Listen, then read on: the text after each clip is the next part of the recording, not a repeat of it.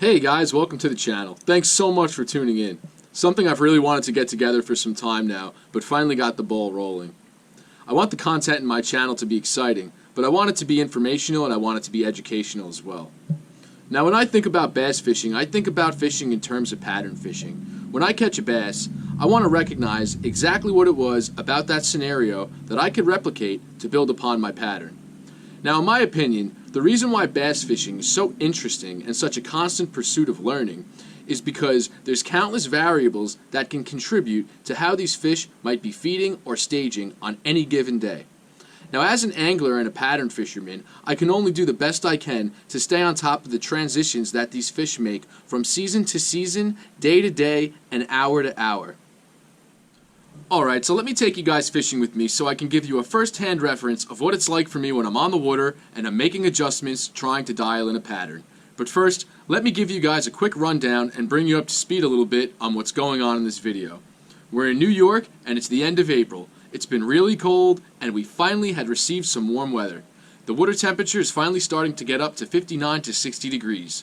These are ideal temperatures for fish to start getting up shallow, sniffing around good shallow areas to make beds and start spawning.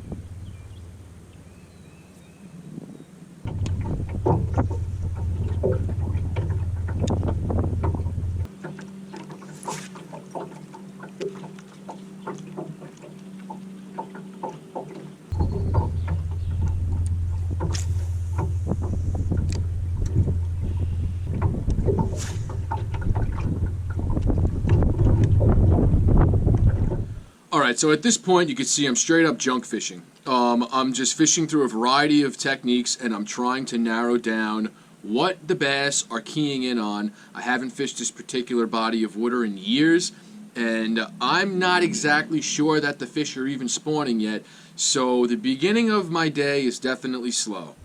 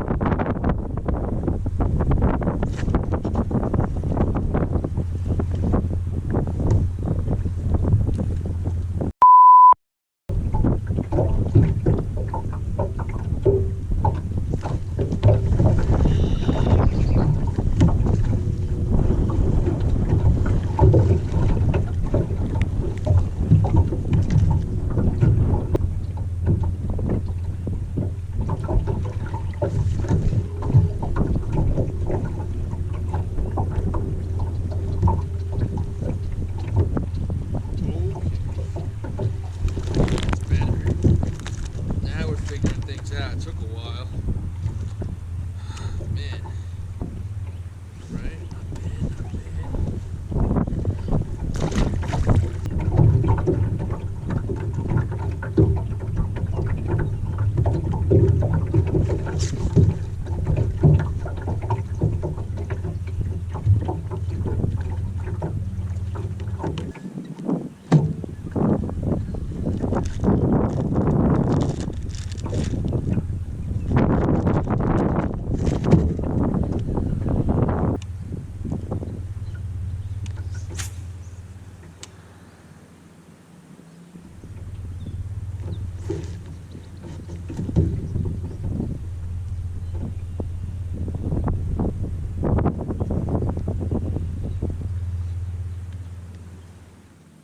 All the bites that I've received so far have came on this heavier hook style swim jig in natural bluegill colors.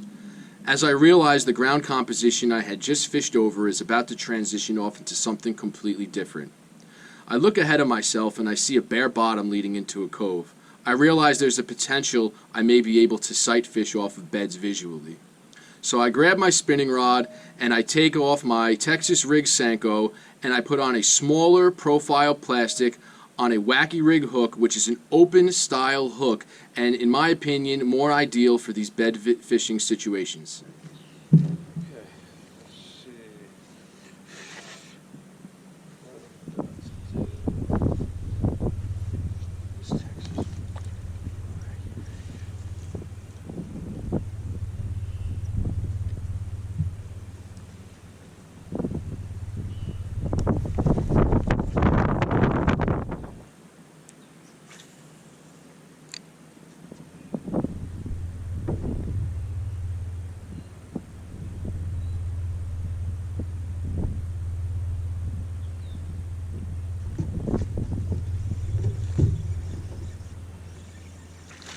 Yeah, right off the bat.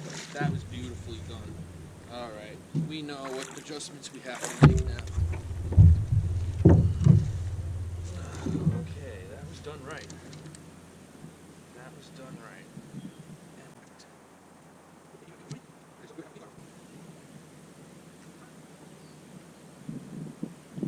Broke both the weed guards on that hook set.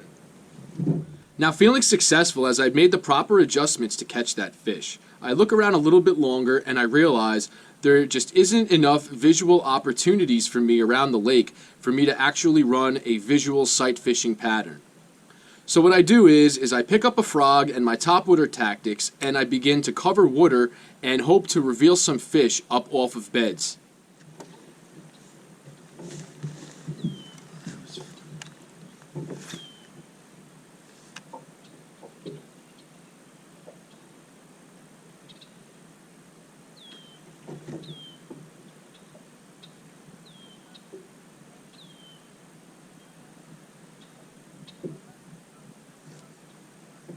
Frog just got ripped. Oh my god. Must have been a bed. Frog just got robbed. Bed's right there.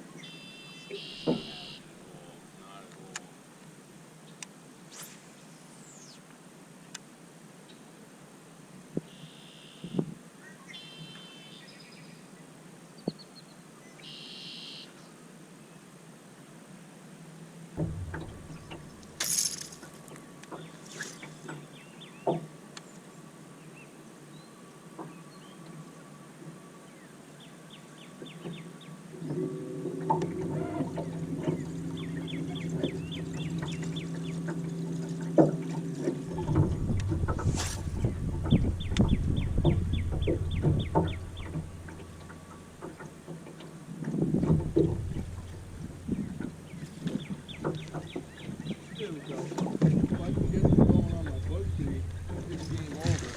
That's what it is.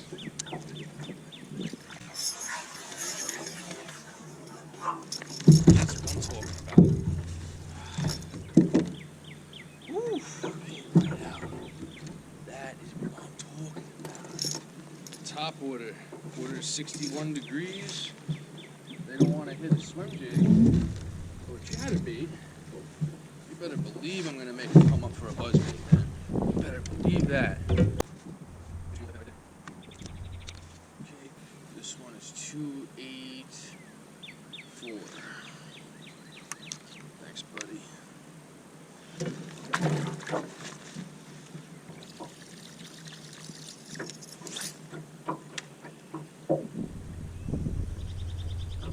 Okay, there's a fish on that. He swerved around my buzzbait. Not interested in my buzzbait. See you, buddy. I see you. He might see me. That worm's right on his bed. Eat it, bro. You in the mood for it? Swam off the bed. Small male.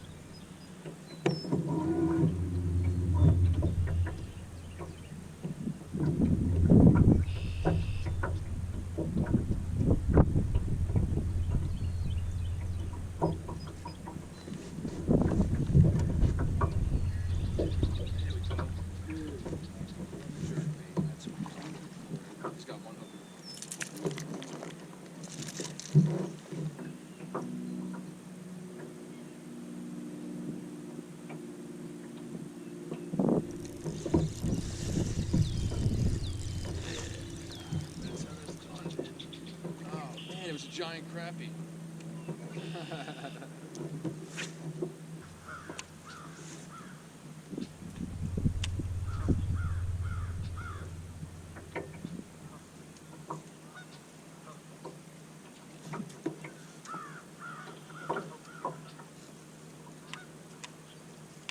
Alright, so catching them on a buzzbait is my favorite way of catching fish, period. End of story. But I fish my buzzbait a little bit longer in conjunction with my follow-up worm. I actually have a fish swerve around my buzzbait, and instead of being thick-headed and throwing it for another 8 hours, I make the right decision and I dismiss that pattern because I don't see the consistency in it that I need. Alright, it's about time I start putting this whole thing together. But where was my most consistency? It was on the swim jig, but something was off about it. They just weren't honing in on it. Too many short strikes. One thing that did stand out before was the ground composition I had fished my swim jig over. So I'm going to go back and I'm going to run similar areas that have a very similar ground composition to the area I had fished earlier. Another thing I'm going to do is I'm going to take my natural bluegill colors and I'm going to throw them aside and I'm going to do something completely opposite. I'm going to pick up a 60 strand black and blue skirt, which is very bulky. I'm not going to trim it. I'm putting it on that same heavier wire hook with a rage craw in black and blue so I can offer these fish more contrast and a bulkier profile to see if I can try to dial in this pattern perfectly.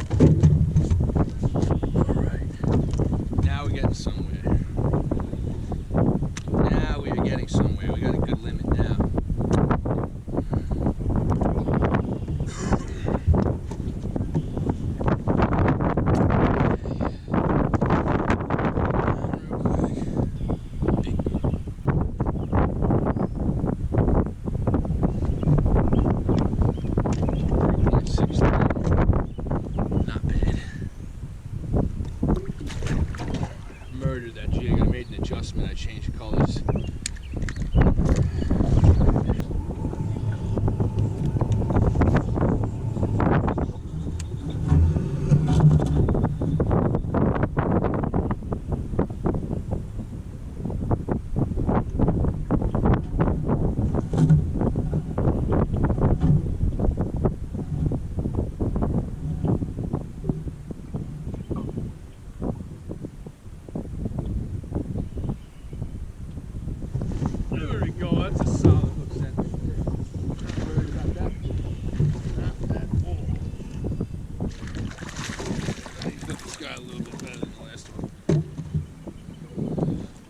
Now we're on a good jig bite.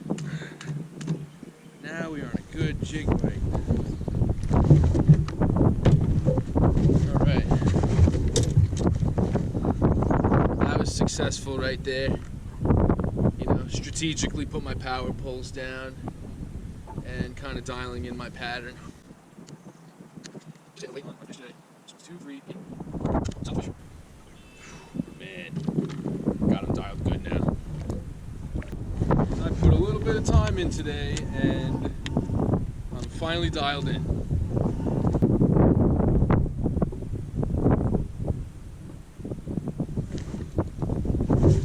There we go. There we go.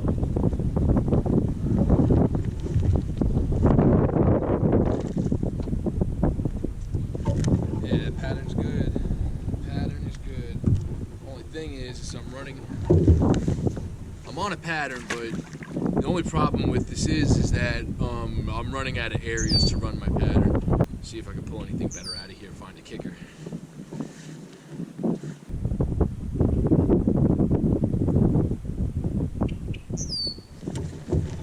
There he is.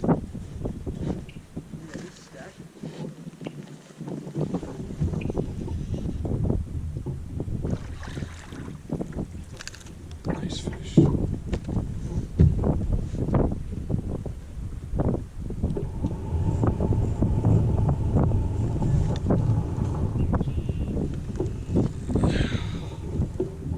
They're eating it good.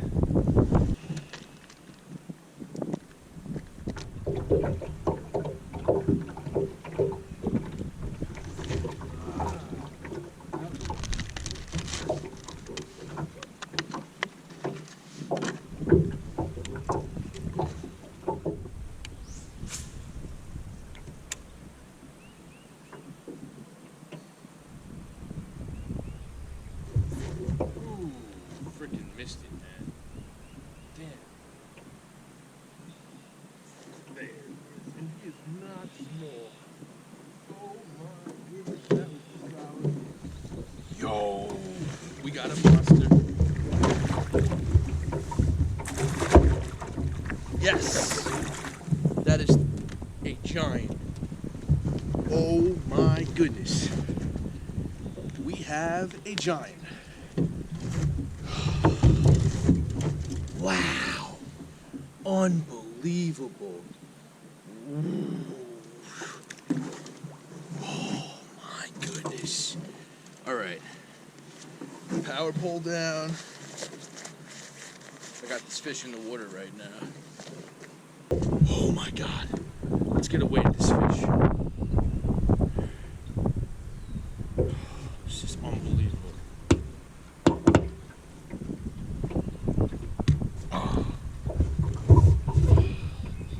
Oh my God. 751, 749, 751. Between, I say 7.5. Between 749 and 751. Oh my goodness. Unbelievable. Unbelievable. Oh, I'm so happy right now. I'm so happy right now. I just want to keep this fish in the water and healthy. I know she probably just came right off of bed. I got her in the water on my hand right now, and she's fine. She's relaxing. She's feet away from her bed. I just want to take one more way to her. I'm so happy right now. Oh man, we're on a good bag today. It took some time today to really put this pattern together, but it's so rewarding. It's so rewarding when you finally put my patterns together. It takes me some time sometimes, but when I really fine tune into my patterns, this is what happens. All right, nice patterns, baby.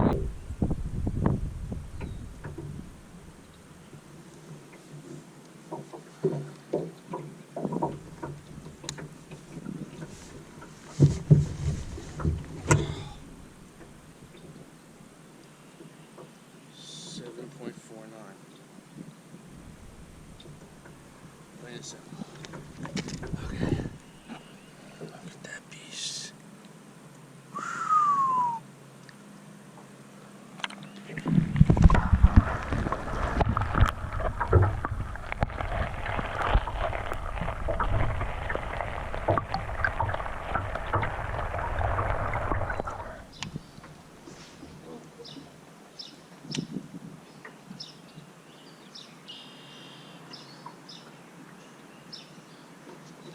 Oh, broke me right off. Oh no, I should have retied, man. That fish was huge. What are you thinking, Dennis? What are you thinking? What are you thinking, man? Well, that was painful. What happened there was that was a big bite, and I went to set the hook pretty hard because I have a habit of doing that, and it bit me in the butt that time. I snapped off, and broke off on that fish because I didn't retie after I caught that 7.5 pounder. Got ahead of myself. All right, stop. Stop the video. Yo, all right. How many people think it was a pickerel or a pike or a walleye or something with teeth? Yo, my rod loaded up before it snapped. It was not a clean break, all right? I'm just saying.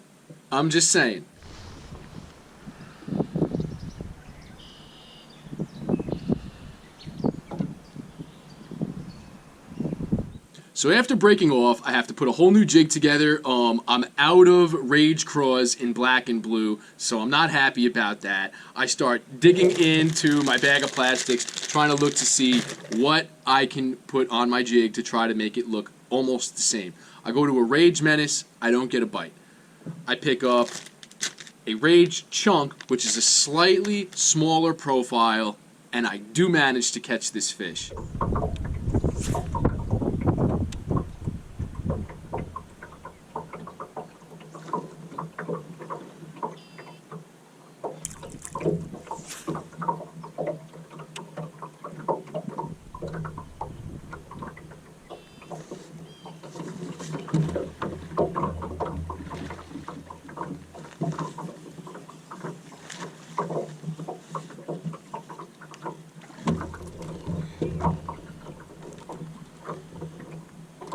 Apparently my jig still works.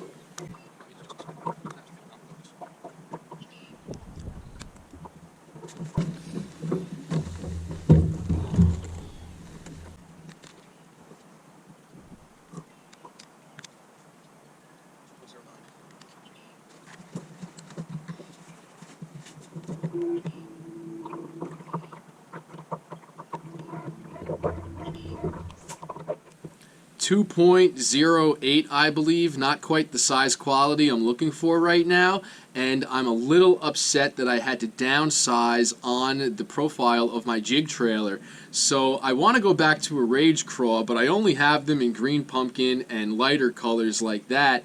So I set up another Rage Craw on a lighter colored jig.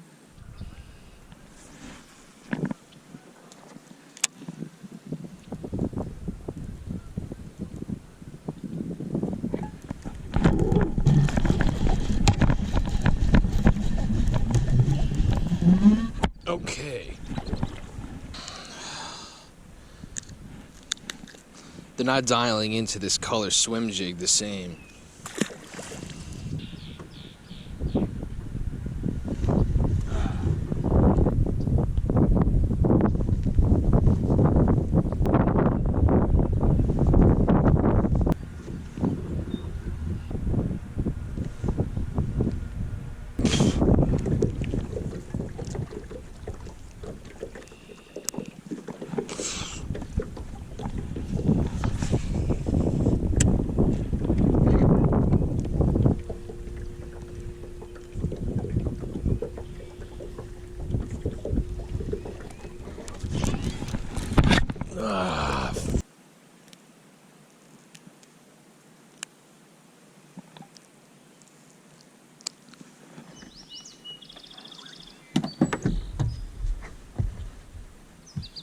It's usually a combination of contributing factors that equate to having a successful day on the water, or at least having a successful time window on the water. Under these circumstances, I believe there were three main factors that had led to my success. One was my bait choice and presentation alone. Two were the areas that I was fishing. Three was timing. You could see at the end of my day how I managed to scrape those two last fish together and continued to make adjustments all the way up until the very fizzling end. Well, I really hope you guys enjoyed the video. If you did, be sure to like it, give it a thumbs up, subscribe to my channel, hit that notifications button. See you guys soon.